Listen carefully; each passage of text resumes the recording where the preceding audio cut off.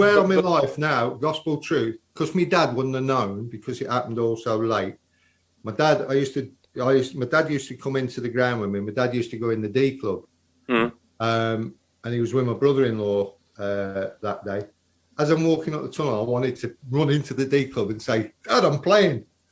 You know what I mean? Because I know he wouldn't have gone out until he'd had his quota. Yeah. You know what I mean? And go out right on kickoff. So I just remember that. And then the first thing that hit me was I'd played there, obviously, with the youth team. I'd played at an empty St Andrews in the football combination.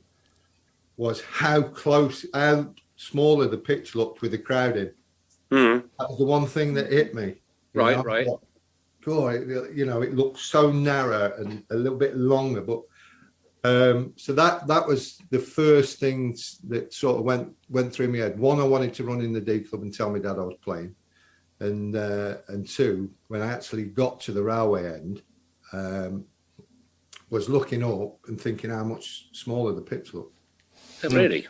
Okay. Now, as a Birmingham City fan, though, right through and through, that moment when you actually cross that white line and the crowd are on your side, obviously.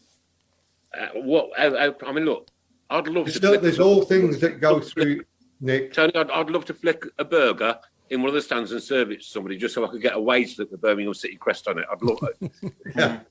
Anything. I'd do anything, right? But as a professional, right, you're now walking out to the team that you've watched and adored all over those years, and now you're part of it. How did that feel? Well, it's the best feeling ever. The time once I'd signed for Birmingham. Goosebump alert. Sorry? Goosebump alert. Dream come true, isn't it? So once I'd signed for Blues on a regular basis and my trial period was over, I don't know. I can't count how many nights I used to lie there, think, will I ever make my debut for Blues? Will I ever play for the first team out there? And then I used to recount all my mates from school and living near me who were Blues fans. Will they ever get to see me play for the Blues? And literally, when you do go out, those things did happen. I wanted to run in and I wanted to tell my dad, the pitch looked smaller. Then I've saved the penalty after 54 seconds. Did your dad see that? Huh? Did your dad see that penalty save? Yes. Yeah, he was up in time. He told me after that somebody had ran in and said, your son's in the team. And he'd even left a full pint, I think he said. And ran upstairs.